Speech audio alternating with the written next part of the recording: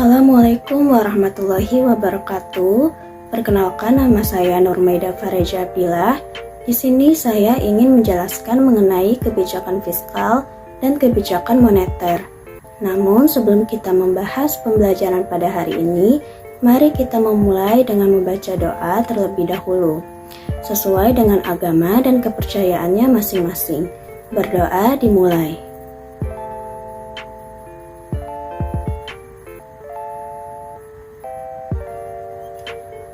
Berdoa selesai.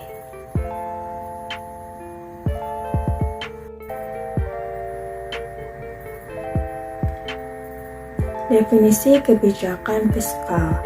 Mengutip buku Kebijakan Fiskal dan Moneter, Teori dan Empirikal tahun 2019, karya Wayan Sudirman. Kebijakan fiskal adalah penyesuaian dalam pendapatan dan pengeluaran pemerintah untuk mencapai kestabilan ekonomi yang lebih baik dan laju pembangunan ekonomi yang dikehendaki, yang umumnya ditetapkan dalam rencana pembangunan berdasarkan buku Pengantar Ilmu Ekonomi Makro dan Mikro tahun 2000 karya Nopirin.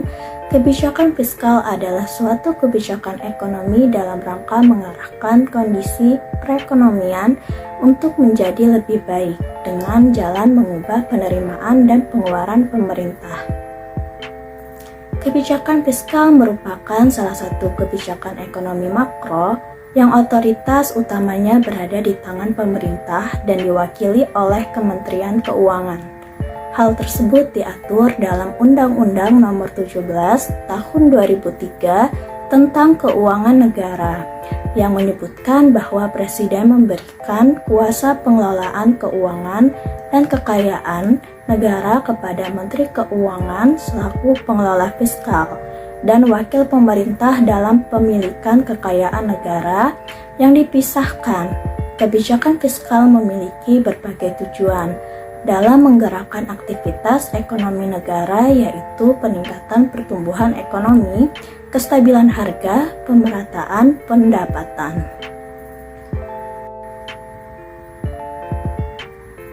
Selanjutnya ada tujuan kebijakan fiskal. Kesatu, menjaga dan mengembangkan perekonomian negara. Poin pertama, tujuan kebijakan fiskal adalah demi menjaga stabilitas sekaligus mengembangkan kondisi ekonomi negara. Penerapan kebijakan fiskal diharapkan mampu mempengaruhi seluruh sektor ekonomi negara dan memperbaiki masalah di dalamnya, mulai dari sektor korporat, perbankan hingga usaha mikro. Kedua, meningkatkan kualitas SDM. Tujuan kebijakan fiskal salah satunya adalah meningkatkan kualitas SDM masyarakat, terutama dari segi teknologi dan perekonomian. Apabila kualitas SDM meningkat, harapannya SDM tersebut punya kapabilitas bersaing di dunia kerja nasional dan internasional, sehingga bisa meningkatkan kesejahteraan hidupnya. Ketiga, menjaga stabilitas harga barang. Ada banyak faktor yang mempengaruhi harga barang dalam pasar, mulai dari faktor positif seperti meningkatkan demand sampai faktor negatif seperti terjadinya penimbunan dan monopoli. Salah satu tujuan kebijakan fiskal di Indonesia adalah demi menjaga harga barang tetap terjangkau bagi masyarakat dan terhindar dari fluktuasi karena pihak tidak bertanggung jawab. Dan keempat, mendorong investasi. Tujuan kebijakan fiskal yang terakhir adalah menciptakan iklim investasi lebih baik bagi pelaku pasar modal, utamanya investor, sehingga negara bisa memperoleh lebih banyak pendapatan dan pajak usaha.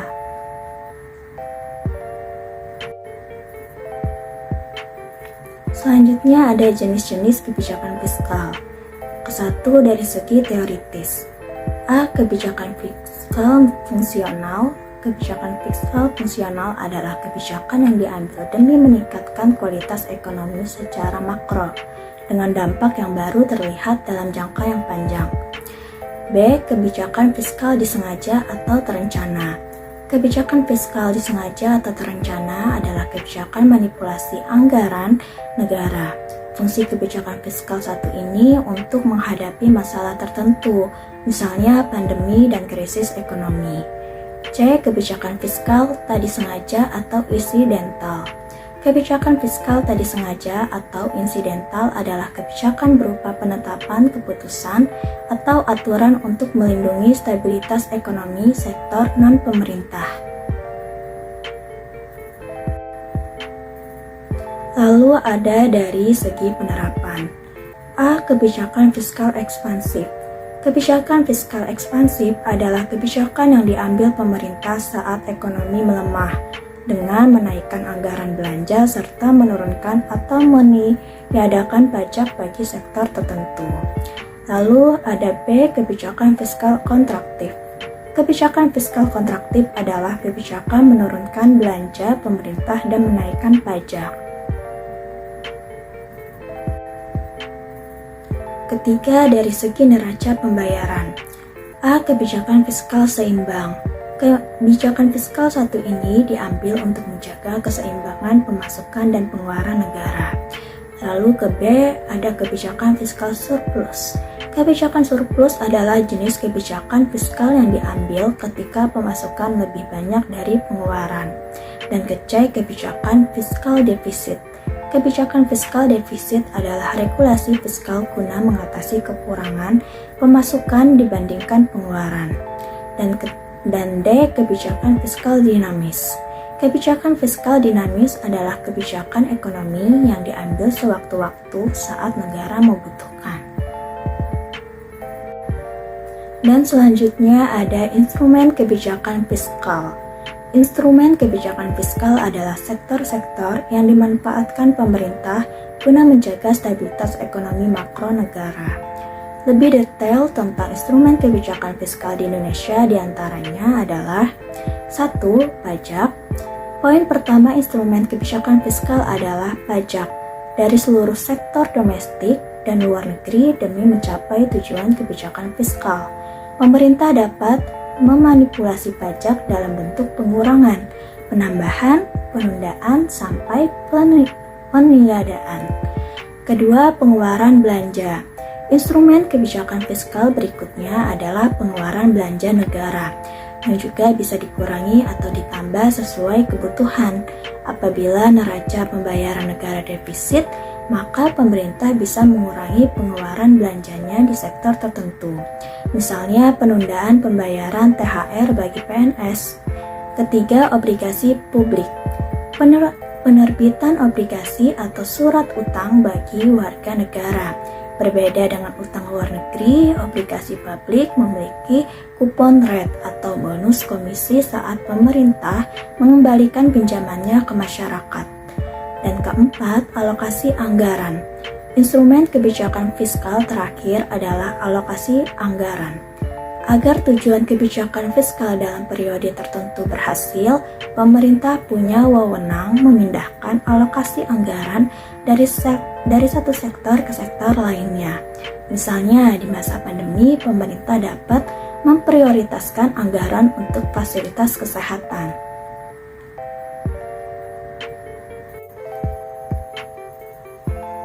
Selanjutnya adalah kebijakan fiskal dengan pendekatan kurva IS, LM, dan kurva ADAS. Dampak kebijakan fiskal terhadap perekonomian terbagi atas dua, yaitu kebijakan fiskal secara ekspansif dan di mana kebijakan yang dilakukan melalui peningkatan pengeluaran pemerintah G dan atau penurunan penerimaan pajak T, dengan tujuan untuk meningkatkan permintaan agregat AD di dalam perekonomian. Kebijakan fiskal secara ekspansif dapat dilihat pada gambar seperti ini. Berdasarkan pada gambar 2.4a, kebijakan fiskal ekspansif dalam model ISLM menjelaskan kebijakan ekspansif dalam pendekatan ISLM, kenaikan di dalam pengeluaran pemerintah G menyebabkan kurva IS bergeser ke kanan dari IS0, G0 ke IS1, G1. Juga mengakibatkan tingkat pendapatan Y naik dari Y0 ke Y1. Dan tingkat bunga I juga naik dari I0 ke I1. Dan pada gambar 2.4b menjelaskan kebijakan fiskal ekspansif dalam pendekatan ADAS, Dengan adanya peningkatan pengeluaran pemerintah, maka dengan kurva AS tertentu, permintaan agregat AD naik dan bergeser ke kanan dari AD0, G0 ke AD1, G1, sehingga mengakibatkan tingkat harga P dari P0 ke P1 dan tingkat output Y dari Y0 ke Y1 mengalami peningkatan.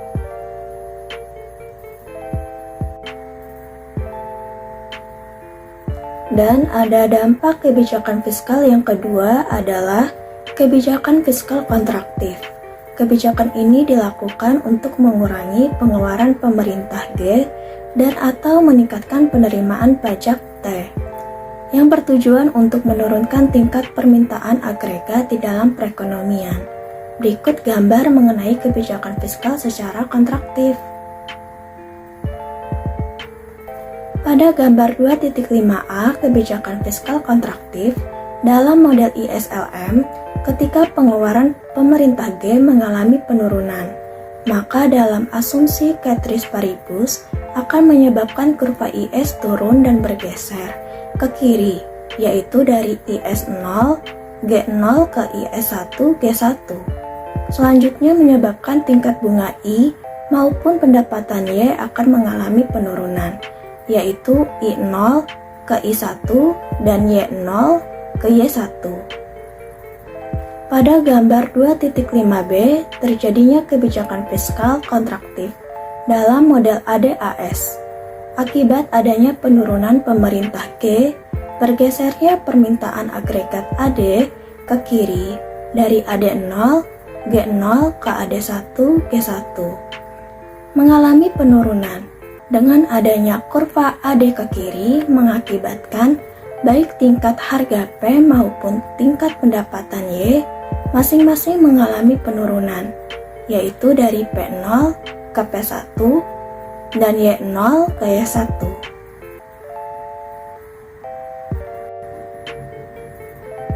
Dan selanjutnya ada definisi kebijakan moneter.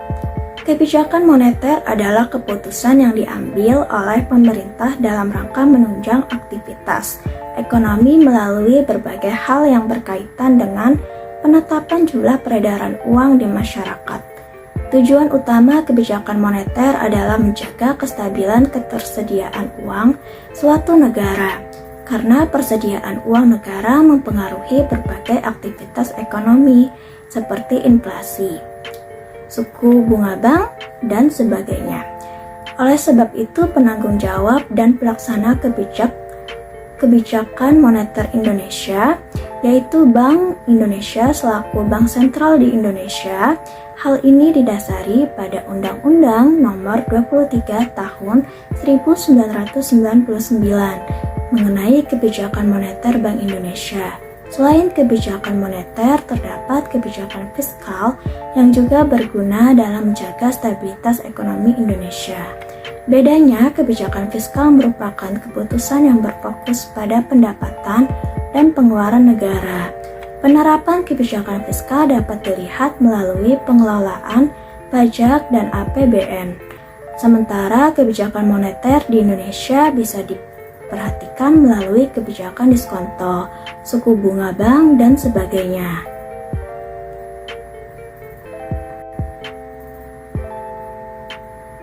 Lalu selanjutnya ada tujuan kebijakan moneter. Kesatu, menjamin stabilitas ekonomi. Pertumbuhan ekonomi suatu negara harus berjalan dengan terkontrol dan berkelanjutan. Hal ini dapat diwujudkan melalui keseimbangan arus barang atau jasa dengan peredaran uang. Oleh karena itu, tujuan kebijakan moneter adalah menjaga stabilitas ekonomi melalui pengaturan dan penetapan terkait peredaran uang di masyarakat. Kedua, mengendalikan inflasi. Agar inflasi dapat ditekan, maka Bank Indonesia menetapkan kebijakan bertujuan mengurangi uang yang beredar di masyarakat dan menjaga ketersediaan uang di bank. Sehingga salah satu tujuan kebijakan moneter adalah mengendalikan inflasi. Ketiga, meningkatkan lapangan pekerjaan. Tujuan kebijakan moneter Bank Indonesia berikutnya yaitu meningkatkan lapangan pekerjaan. Kestabilan peredaran uang membuat aktivitas produksi meningkat. Dengan naiknya kegiatan produksi, maka diperlukan sumber daya manusia dalam pengelolaannya, sehingga hal ini mampu menyerap tenaga kerja dengan ketersediaan lapangan pekerjaan. Dan keempat, melindungi stabilitas harga barang di pasar. Tujuan kebijakan moneter diharapkan mampu melindungi stabilitas harga pasar. Ketika harga stabil, maka menumbuhkan rasa percaya masyarakat terhadap tingkat harga sekarang dan di masa mendatang, sehingga tingkat daya beli antar periode tetap sama. Kestabilan harga ini bisa diatur melalui keseimbangan peredaran uang, permintaan barang, dan produksi barang. Kelima, menjaga keseimbangan neraca, pembayaran internasional. Kebijakan moneter tidak hanya berpengaruh terhadap aktivitas ekonomi di dalam negeri saja, namun juga luar negeri. Salah satu tujuan kebijakan moneter adalah menjaga keseimbangan neraca pembayaran internasional. Hal ini dapat diwujudkan melalui kestabilan jumlah barang, ekspor dan impor sama besarnya. Oleh sebab itu, tak heran pemerintah sering melakukan devaluasi dalam hal ini. Keenam, mendorong pertumbuhan ekonomi. Seluruh dampak atas kebijakan moneter diharapkan mampu mendorong pertumbuhan ekonomi, sebab demi mencapai tujuan tersebut diperlukan berbagai kesuksesan tiap komponen, misalnya seperti tersedia lapangan pekerjaan, kontrol tingkat inflasi, aktivitas produksi dan permintaan barang, dan lainnya. Selanjutnya ada jenis-jenis kebijakan moneter.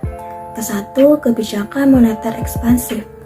Jenis kebijakan moneter yang melakukan pengelolaan dan pengaturan peredaran uang dalam aktivitas ekonomi disebut sebagai kebijakan moneter ekspansif. Dalam hal ini, tujuan utamanya meningkatkan peredaran uang di masyarakat sehingga roda perekonomian meningkat. Wujud dari jenis kebijakan moneter ini melalui peningkatan pembelian sekuritas pemerintah oleh Bank Indonesia. Penurunan suku bunga, menurunkan persyaratan cadangan untuk bank. Dampak kebijakan ini tak hanya merangsang kegiatan bisnis atau daya beli konsumen, tetapi juga mengurangi tingkat pengangguran. Dan kedua, kebijakan moneter kontraktif. Berikutnya, jenis kebijakan moneter adalah kebijakan moneter kontraktif, di mana kebijakan diambil sebagai langkah mengurangi peredaran uang di masyarakat saat terjadi inflasi. Hal ini diwujudkan melalui penjualan obligasi pemerintah, peningkatan suku bunga bank, dan meningkatkan persyaratan cadangan untuk bank.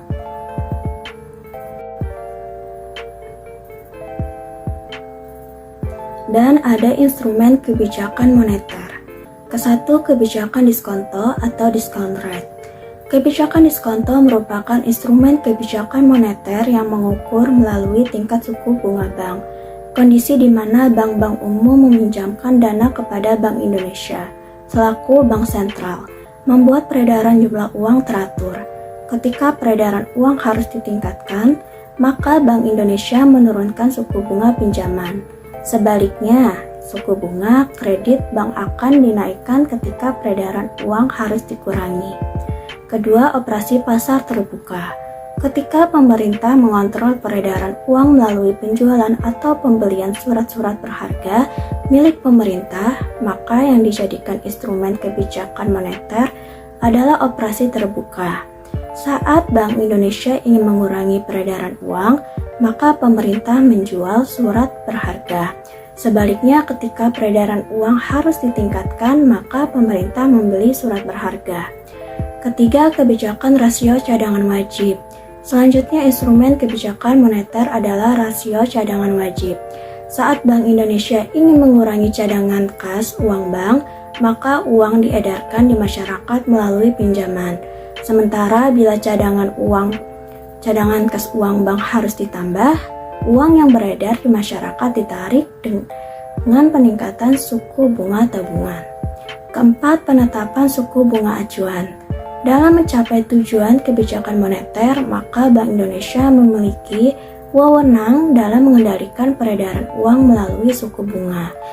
Besaran suku bunga yang ditetapkan oleh Bank Indonesia akan menjadi acuan bank umum di seluruh Indonesia dalam menjalankan aktivitasnya. Oleh karena itu, instrumen kebijakan moneter adalah penetapan suku bunga acuan. Kelima, imbauan moral. Terakhir, instrumen kebijakan moneter adalah imbauan moral. Dalam hal ini, Bank Indonesia selaku bank sentral menghimbau seluruh bank umum untuk menjalankan kebijakan penurunan atau peningkatan suku bunga pinjaman.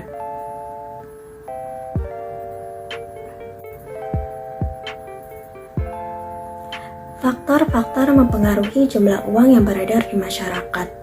Jumlah uang beredar dan inflasi adalah dua di antara sekian banyak variabel ekonomi makro yang paling banyak memiliki peran dalam aktivitas perekonomian suatu negara. Tidak terkecuali dalam perekonomian Indonesia. Berkaitan dengan hal ini, kebijakan pemerintah untuk mengevaluasi dan mengendalikan kedua variabel tersebut terlihat dalam kebijakan moneter yang dijalankan oleh pemerintah. Dalam hal ini, Bank Indonesia atau BI sebagai pemegang otoritas moneter di Indonesia, selama ini kebijakan pengendalian uang beredar dan pengendalian tingkat inflasi menjadi kebijakan prioritas BI. Hal ini menunjukkan bahwa kedua variabel tersebut memang memiliki dampak yang sangat penting bagi perjalanan perekonomian Indonesia. Jumlah uang beredar menjadi teramat penting karena peranannya sebagai alat transaksi penggerak perekonomian. Besar kecilnya uang beredar akan mempengaruhi daya beli real masyarakat dan juga tersedianya komoditi yang dibutuhkan masyarakat.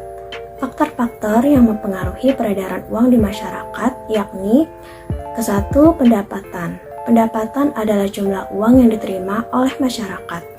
Dalam jangka waktu tertentu, semakin tinggi pendapatan masyarakat, semakin besar pula jumlah uang yang beredar dalam masyarakat. Sebaliknya, jika semakin rendah pendapatan masyarakat, semakin sedikit jumlah uang yang beredar dalam masyarakat. Kedua, tingkat suku bunga. Tingkat suku bunga akan mempengaruhi jumlah uang yang beredar. Bila tingkat suku bunga rendah, maka masyarakat akan enggan untuk menyimpan uangnya di bank. Oleh karena itu, jumlah uang yang beredar akan meningkat. Sebaliknya, jika tingkat suku bunga tinggi, jumlah uang beredar menurun karena banyak orang yang menyimpan uangnya di bank. Ketiga, selera masyarakat. Selera masyarakat akan mempengaruhi jumlah uang yang beredar. Misalnya, peningkatan terhadap mode pakaian baru akan mempengaruhi jumlah uang yang beredar. Keempat, harga barang. Harga barang juga mempengaruhi jumlah uang yang beredar. Contohnya, bila harga naik, jumlah dan peredaran uang akan semakin cepat. Kelima, fasilitas kredit. Fasilitas kredit dengan menggunakan kartu kredit atau cara angsuran akan mempengaruhi jumlah uang yang beredar dalam masyarakat. Misalnya, jika seseorang melakukan pembelian dengan menggunakan kartu kredit, permintaan uang tunai semakin menurun. Keenam, kekayaan yang dimiliki masyarakat. Jumlah uang yang beredar dalam masyarakat semakin besar apabila ragam bentuk kekayaan sedikit. Sebaliknya, bila ragam bentuk kekayaan semakin banyak atau luas, jumlah uang yang beredar dalam masyarakat semakin menurun.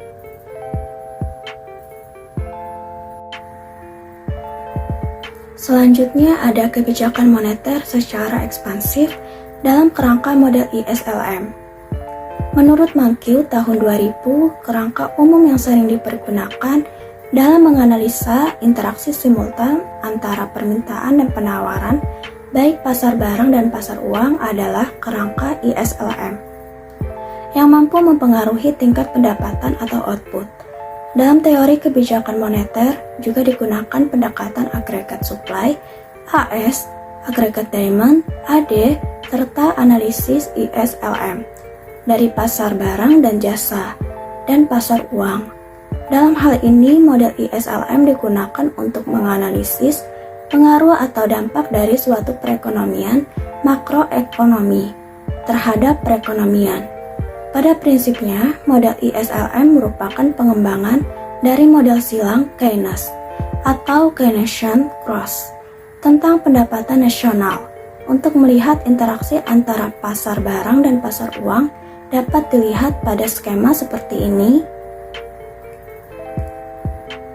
Pada gambar 2.2a, kebijakan moneter ekspansif dalam model ISLM menunjukkan bahwa dengan adanya kenaikan jumlah uang beredar, MS dari MS0 menjadi MS1 telah menyebabkan kurva LM bergeser ke kanan dari LM0, MS0 menjadi LM1, MS1. Dengan kurva IS yang tertentu menyebabkan kurva LM bergeser ke kanan, sehingga mendorong tingkat bunga I turun dari I0 menjadi I1, dan pendapatan Y akan naik dari Y0 ke Y1. Lalu pada gambar 2.2b menjelaskan kebijakan ekspansif dalam model ADAS. Pada gambar tampak adanya kenaikan di dalam jumlah uang beredar, telah menyebabkan kurva permintaan agregat AD bergeser ke kanan dari AD0, MS0 ke AD1, MS1, yang mengakibatkan tingkat harga P naik dari P0 ke P1, dan pendapatan Y juga naik dari Y0 ke Y1. Dan kesimpulannya, kebijakan fiskal adalah suatu kebijakan ekonomi dalam rangka mengarahkan kondisi perekonomian untuk menjadi lebih baik, dengan jalan mengubah penerimaan dan pengeluaran pemerintah. Instrumen kebijakan fiskal adalah penerimaan dan pengeluaran pemerintah yang berhubungan erat dengan pajak. Kebijakan fiskal dilakukan dengan tujuan untuk mengelola isi permintaan barang dan jasa, untuk mempertahankan produksi yang mendekati full employment, dan untuk mempertahankan tingkat harga barang dan jasa, agar inflasi dan deflasi tidak terjadi. Bagi negara sedang berkembang sebenarnya sulit untuk menyesuaikan antara pendapatan negara yang sedang berkembang rendah, sedangkan kebutuhan untuk menyediakan barang dan jasa, serta membelanjai pengeluaran yang lainnya lebih besar. Sedangkan kebijakan campuran adalah merupakan campuran dari dua kebijakan di atas yang dilakukan dengan cara mengubah pengeluaran, pengenaan pajak, ataupun jumlah uang yang beredar secara bersama-sama. Nah, itu dia penjelasan mengenai kebijakan fiskal dan kebijakan moneter. Sekian pemaparan dari saya, kurang dan lebihnya mohon maaf. Wassalamualaikum warahmatullahi wabarakatuh.